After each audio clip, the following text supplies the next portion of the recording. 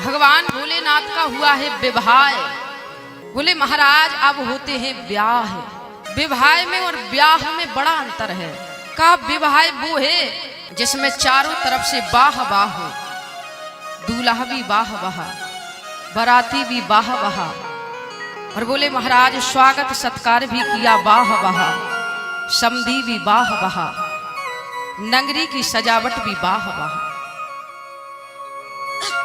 कहा कि जिसमें चारों तरफ से बाह बाह हो वो है विवाह और ब्याह।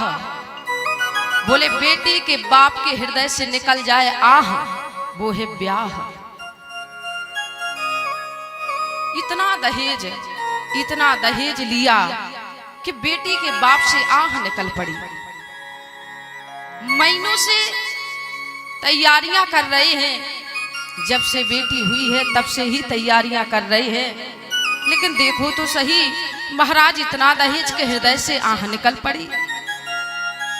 कहा कि संसार के विवाह होते हैं, संसार की शादियां होती हैं, ये संसार की शादी नहीं है, ये संसार का ब्याह नहीं है। बोले भगवान भोलेनाथ का विवाह है।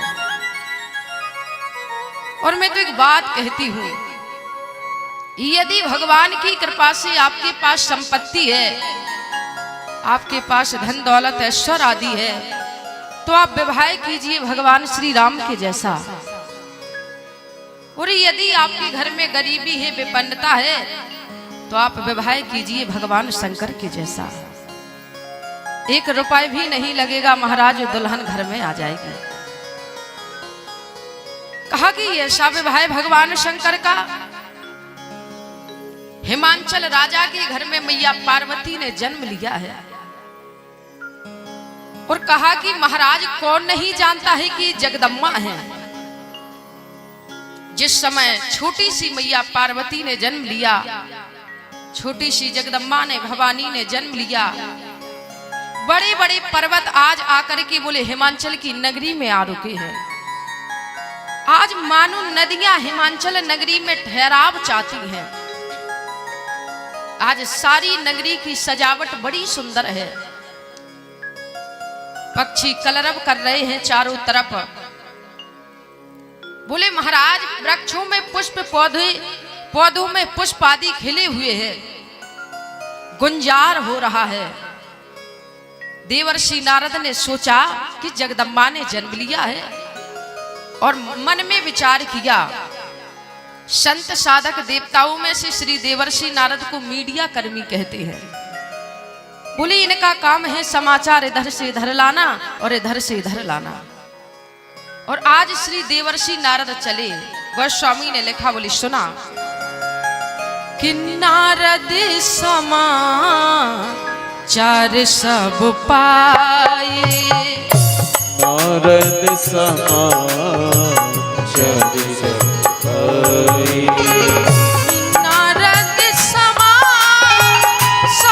सब पाए, नारद समाचार सब पाए, कौतिक गिर गे पठाए, कौतिक गिर कौतिक पठाए। आज श्री देवर्षि नारद ने सुना, बोले समाचार। और आज श्री देवर्षि नारद सीधे बड़े। कहा कि महाराज हिमान के घर पहुंच गए। शैलराज बड़ आदर कीना, पद पखार बर आसन दीना। श्री हिमांचल राजा ने देखा कि मेरे घर देवर्षि नारद आए हैं, और कौन नहीं जानता है कि ब्रह्मा के पुत्र हैं। बोले महाराज दासी पुत्र थे पहले, लेकिन जब संतों का संग किया तो संतों के संग से बोले दासी पुत्र थे, और दासी पुत्र के बाद श्री ब्रह्मा जी के मानस पुत्र बन गए। कहा कि संतों का संग है, ये महापुरुषों का संग है, यदि श्री देवर्षि नारद दासी पुत्र से, संतों के सत्संग से ब्रह्मा के मानस पुत्र बन सकते हैं, तो क्या हम और आपका संतों के सानिध्य से वह लोक नहीं सुधर सकता है? यदि हमको अपना मृत्यु लोक भी सुधारना है, यह लोक, और हमको अपना परलोक भी सुधारना है, तो हम और आपको संतों का सानिध्य लेना ही पड़ेगा, महापुरुषों का संग करना ही पड़ेगा। बोले महाराज, जब देवर्षि नारद दासी पुत्र से ब्रह्मा के मानस पुत्र बन गए, और आज वो मानस पुत्र ब्रह्मा के देवर्षि नारद, बोले महाराज जैसे ही हिमांचल के घर पहुंचे, हिमांचल ने बड़ा स्वागत किया। अतिथि सत्कार कैसे करना चाहिए? संत साधक कहते हैं, बोले अतिथि भगवान का स्वरूप होता है, लेकिन अतिथि वही होता है जिसका कोई पता नहीं वो अचानक से आ जाए। बोले जिसका कोई पता नहीं अचानक से आए, संत साधक कहते हैं, बोले वो अतिथि भगवान का स्वरूप होता है, लेकिन जो पहले ही कॉल पर बात करके आए। और अब तो बोले महाराज बिना फोन के कोई आता ही नहीं है।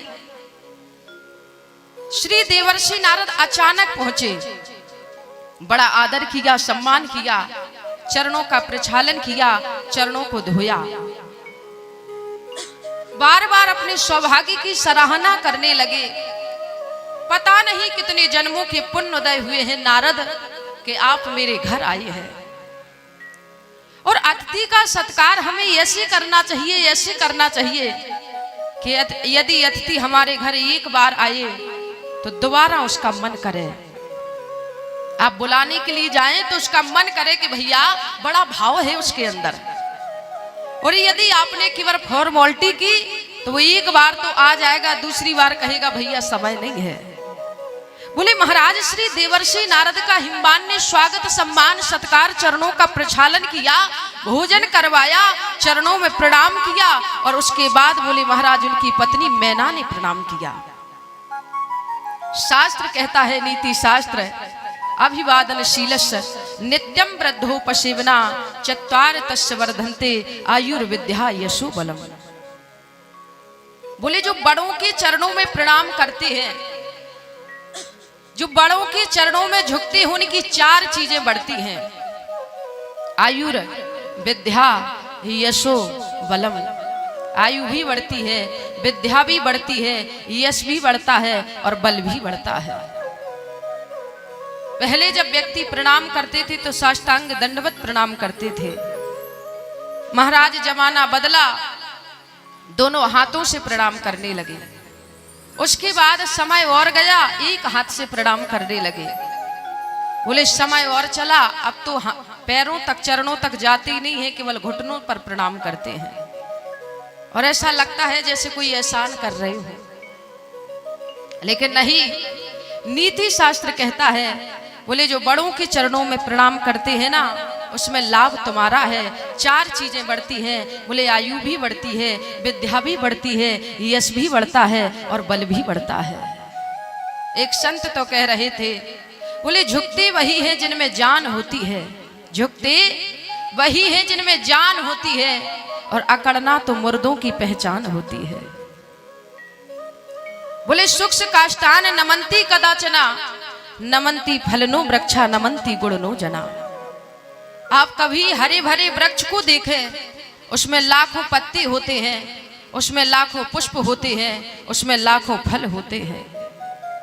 और जब आप उस वृक्ष को देखेंगे जिसमें लाखों पत्ते हैं, लाखों पुष्प हैं, हजारों फल हैं, लेकिन जब देखेंगे तो चारों तरफ से झुका हुआ मिलेगा, क्योंकि वो हरा भरा है, वो भरा हुआ है। ऐसे ही जो संस्कारवान होते हैं, बोले महाराज जिनके माँ बाप ने अच्छे संस्कार दिए होते हैं, जो संस्कारों से भरे हुए होते हैं, वो झुकना जानते हैं। कभी आप सूखी लकड़ी को देखना, यदि वो टेढ़ी होगी तो हमेशा टेढ़ी ही रहेगी, और सीधी होगी तो सीधी ही रहेगी। बोले महाराज वो टूटना पसंद करेगी, लेकिन झुकना पसंद नहीं करेगी। और हरे भरे वृक्ष को आप कहीं से भी डालियों को मोड़ दो। ऐसे ही कहा, बोले जो मूर्ख व्यक्ति होते हैं ना, वो होते हैं सूखी लकड़ी की तरह, लेकिन जो संस्कारवान होते हैं वो होते हैं हरे भरे वृक्ष की तरह। आज हिमवान के घर जिस समय श्री देवर्षि नारद पधारे, बड़ा स्वागत सम्मान किया। मैया मैना ने प्रणाम किया, बोले मैं ना, बोले मैं ना। कहा कि जिनके अंदर मैं ना अभिमान नहीं है, मैं माने अभिमान, जिनके अंदर जरा भी अभिमान नहीं है, कहा कि उन्हें ही मैना कहा करते हैं। मैना ब्याही किसको? बोले हिमवान को, हिमांचल को। और आज आए कि त्रिकालज्ञ सर्वज्ञ तुम, गति सर्वत्र तुम्हार, कहूं सुता की दोष गुण, मुनिबर हृदय विचार। बोले महाराज आज चरणों में प्रणाम किया और प्रणाम करने के बाद कहा बाबा आप त्रिकालज्ञ हैं, आप सर्वज्ञ हैं, आपकी गति सर्वत्र है। बोले महाराज छोटी सी मैया पार्वती को लाए और चरणों में डाल दिया। चरणों में डाल करके कहा बाबा कहौ सुता की दोष गुण मुनबर हृदय विचार। मेरी पुत्री जो पार्वती है ना, उसके आप दोष भी बताओ और उसके आप गुण भी बताओ। देवर्षि नारद ने जिस समय मैया पार्वती को देखा, छोटी सी मैया पार्वती बड़ी सुंदर है, छोटे छोटे से पैर हैं, छोटे छोटे से हाथ हैं, मुट्ठी भर कमर है, लंबी लंबी से केस हैं।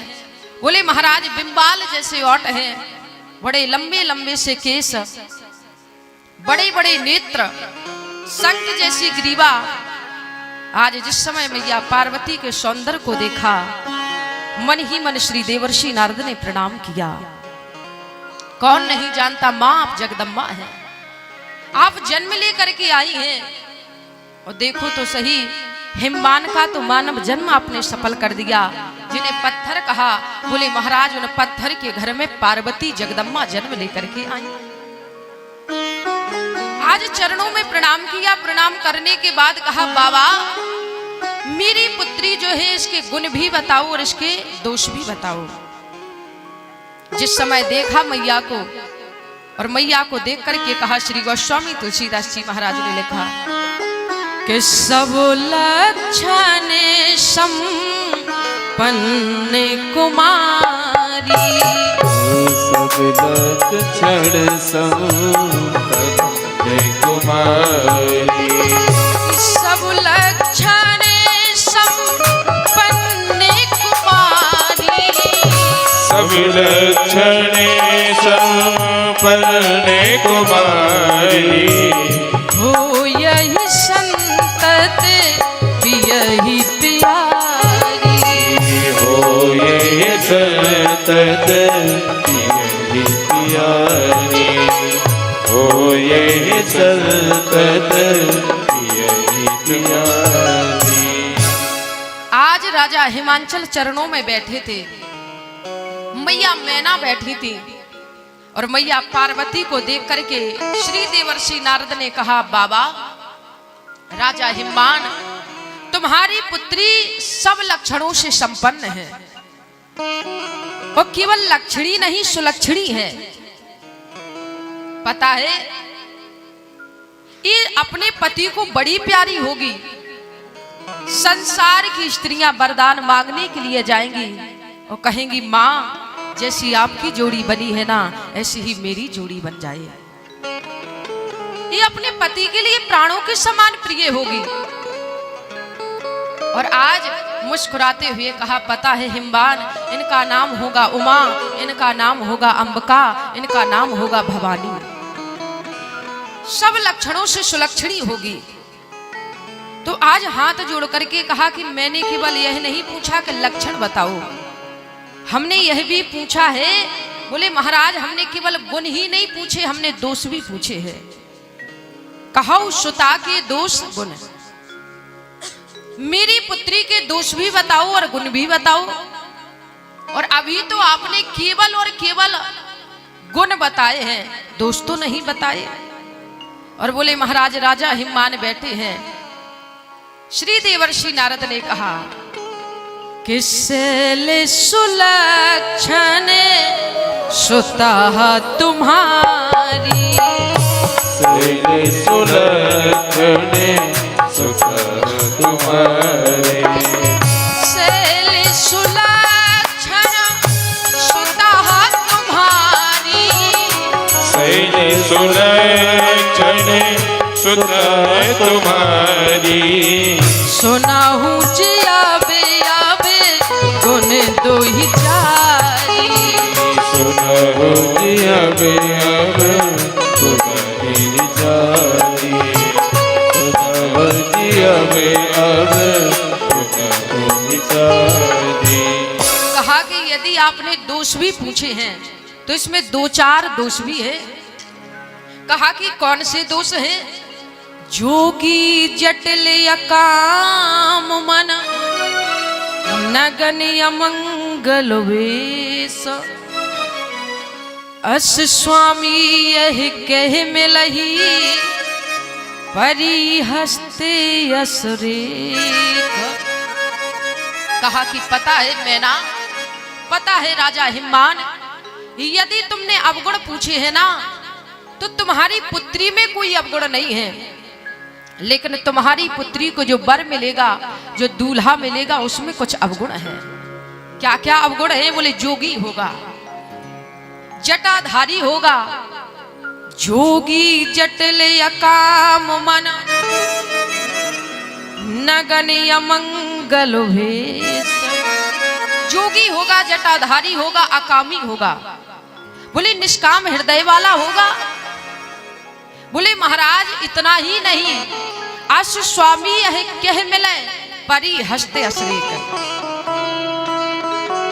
बोले महाराज उदासीन संशय सब छीना, इसको जो दूल्हा मिलेगा वो उदासीन होगा। अगुनी अमान मात पितहीना, उदासीन सब संशय छीना। जो दूल्हा मिलेगा उसके माँ बाप नहीं होंगे। बोले महाराज माता पिता नहीं होंगे, मान की कोई चिंता नहीं होगी, अमानी होगा। बोले महाराज उदासीन, हमेशा शमशान पर रहता है, बोले उदासीन है। ऐसा दूल्हा बोले नग्न वेश धारण करने वाला। मैया मैना ने कहा कि जिस परमात्मा ने मेरी पुत्री को इतना सुंदर बनाया है, उस परमात्मा ने मेरी पुत्री के भाग में ऐसा बावला पर कैसे लिख दिया। और बोले महाराज राजा हिम्मान बैठे थे, मैया पार्वती की सखियां मैया पार्वती को घेर कर बैठी थी। राजा हिम्मान बोले देवर्षि नारद के चरणों में प्रणाम किया, बाबा ऐसा ही वर मिलेगा? बोले ऐसा ही वर मिलेगा।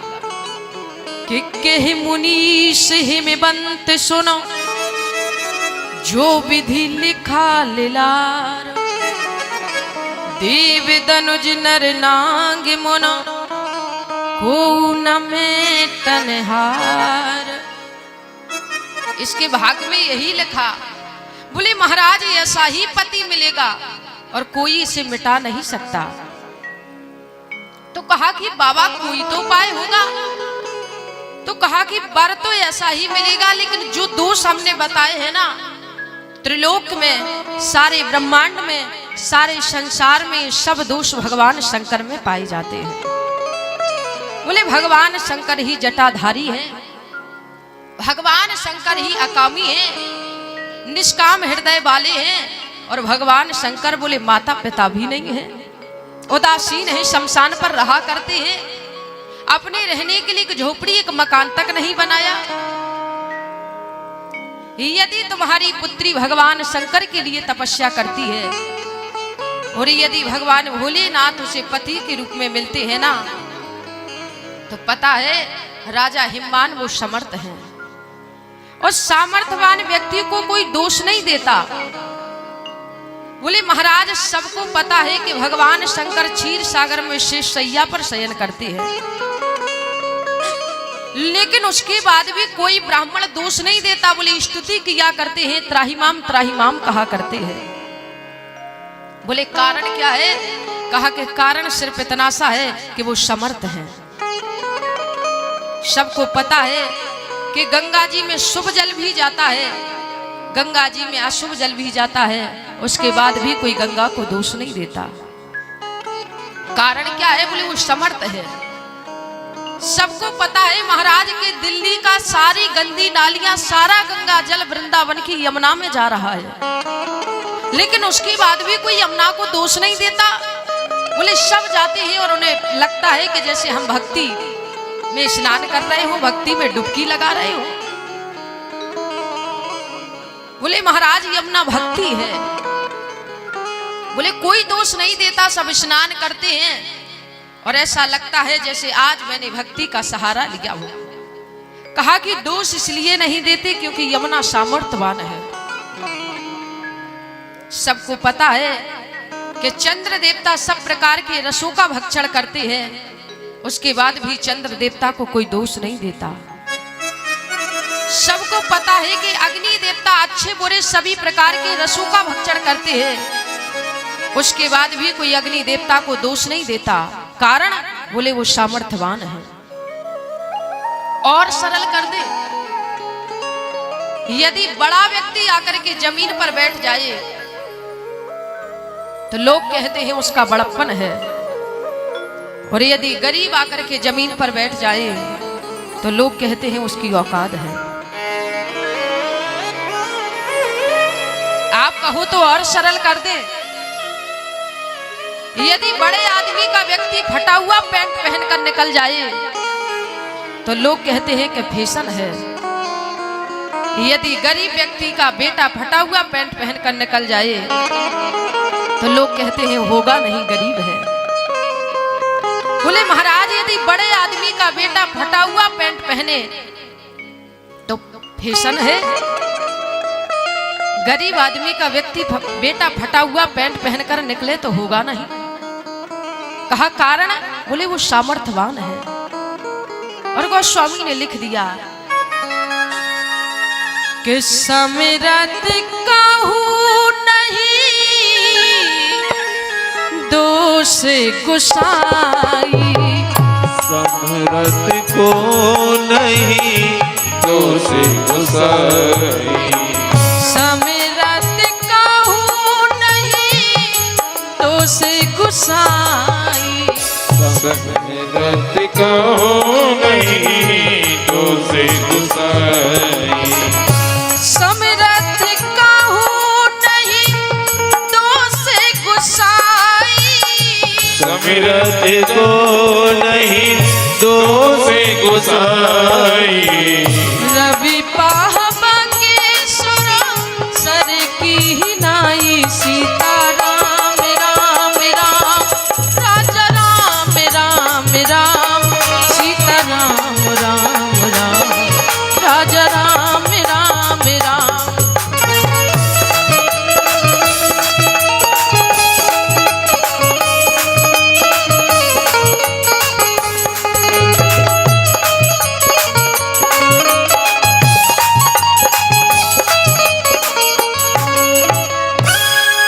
बोले महाराज सामर्थ्यवान व्यक्ति को कोई दोष नहीं देता है।